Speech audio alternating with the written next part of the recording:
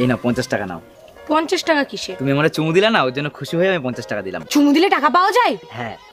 শিবুদার তো আমি অনেকগুলো চুমু দিয়েছি, তাহলে শিবুদার কাছে আমি অনেকগুলো টাকা পাবো। যাই নিয়ে আসি। জানেন ভাবি, আপনাকে দেখলেই না পাগল হয়ে যাই। আচ্ছা বলেন তো, দুনিয়াতে এত মেয়ে থাকতে ভাবিদেরকে আপনাদের এত ভালো লাগে কেন? আরে ভাবি, অন্যের গাড়ি চালানোর মজাই আলাদা। আর অ্যাক্সিডেন্ট হইলে ড্রাইভার মালিকের, তাই না?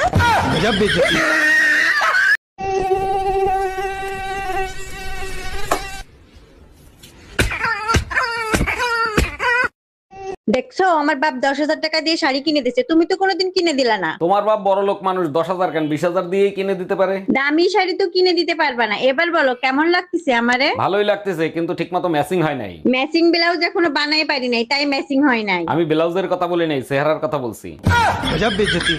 আরে ভাবি, বহু বছর পর দেখা, তারপর বলেন কেমন আছেন? বাচ্চা কাচ্চা কয়টা? অরুণ ভাই ভালো আছি, বাচ্চা কাচ্চা 11টা, আরেকটা আসিতেছে। বলেন কি, তাই নাকি? আপনার জমিন তো দেখি অনেক উর্বর, অনেক ফসল হয়। আরে অরুণ ভাই, শুধু জমিন উর্বর না, আমার কৃষক অনেক পরিশ্রম করে।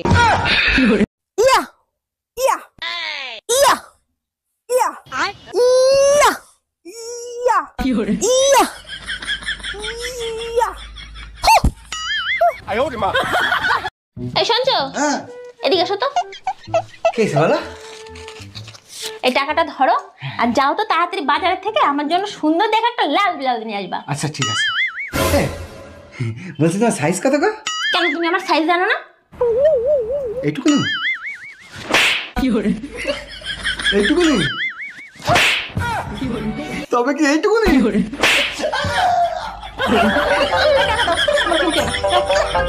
তোর সংসার নেই, তুই থাক, গেলাম আমি বাপের বাড়ি। যাও, কিন্তু যাওয়ার আগে সুমন ফকিরের 600 টাকা দিয়ে যাইও। কিসের টাকা? আমি তো তার কাছ থেকে কোনো টাকা ধার আনি নাই। তোমার জন্য একটা তাবিজ আনছিলাম, বলছিল তাবিজে কাজ করলে টাকা দিয়েন। কি তুই আমারে তাবিজ করছিলি? স্যার, আমি একটা ব্যাংক অ্যাকাউন্ট খুলবো, আমাকে একটা ব্যাংক অ্যাকাউন্ট খুলে দেন। ভোটার আইডি কার্ড আর জন্ম নিবন্ধন দেন, এক্ষুনি অ্যাকাউন্ট খুলে দিচ্ছি। স্যার, ভোটার আইডি কার্ড তো আছে, কিন্তু জন্ম নিবন্ধন তো নাই। জন্ম নিবন্ধন ছাড়া অ্যাকাউন্ট খোলা যাবে না, যান আগে জন্ম নিবন্ধন করে আসেন। বিশ্বাস করেন স্যার, আমার জন্ম হয়েছে, আর তাও যদি বিশ্বাস না হয় আপনি আমার বাসায় গিয়ে জিজ্ঞেস করেন।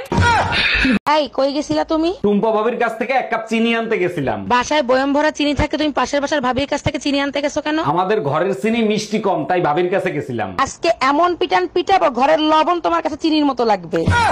ম্যাডাম, আপনাদের তালাকের পেপার রেডি হয়ে গেছে, এবার আপনাদের বয়স বলেন। যখন আমাদের বিয়ে হয়েছে তখন আমার জামাইয়ের বয়স ছিল 25 বছর আর আমার বয়স ছিল 18 বছর। আরে ম্যাডাম, আপনাদের বিয়ের বয়স জানতে চাই নাই তো, বর্তমান বয়স জানতে চাইছি। বর্তমানে বিয়ের বয়স দ্বিগুণ হয়েছে, জামাইয়ের বয়স 50 বছর, আমার বয়স 36 বছর। ও ভাবি, শুনলাম আপনি নাকি আমারে খুঁজতেছেন, কিছু বলবেন নাকি? অরুণ ভাই, আপনার গার্লফ্রেন্ড আছে না রুম্পা, তারা দেখলাম একটা ছেলের সাথে ঘুরতেছে। আরে ওটা রুম্পার বেস্ট ফ্রেন্ড রোমিও, ওর সাথে কালকে ফুচকা খাইতে গেছিল। বেস্ট ফ্রেন্ড তো ঠিক আছে, তার আগে বলেন পাট খেতে ফুচকা বেচে কিডা? ঠিক আছে আম্মাজান, চলে যাচ্ছি, ঈদে ছুটি পেলে আপনার মেয়েকে নিয়ে আবার আসবো। ঠিক আছে জামাই, সাবধানে যাও, দোয়া করি তোমরা যেন সারা জীবন সুখে শান্তিতে থাকো। আম্মাজান, আপনার দোয়া কবুল হবে যদি আপনার মেয়ে আপনি রাইখে দেন। আরে জামাই, এগুলো কি বলো? শান্তিতে তো আমাদেরও থাকতে হবে, তাই না? অনেকদিন তো ফোনে কথা বললাম, তোমার কি আমার সাথে দেখা করতে ইচ্ছে করে না? ইচ্ছে তো আমারও করে, যদি তোমার বউ টের পেয়ে যায়। আরে তোমারে তো বলাই হয় নাই, আমার বউ তো 3 বছর আগেই মারা গেছে। আমি মারা গেছি আর আমি জানি না? তুই আজকে বাসায় আয়, তোর খবর আছে।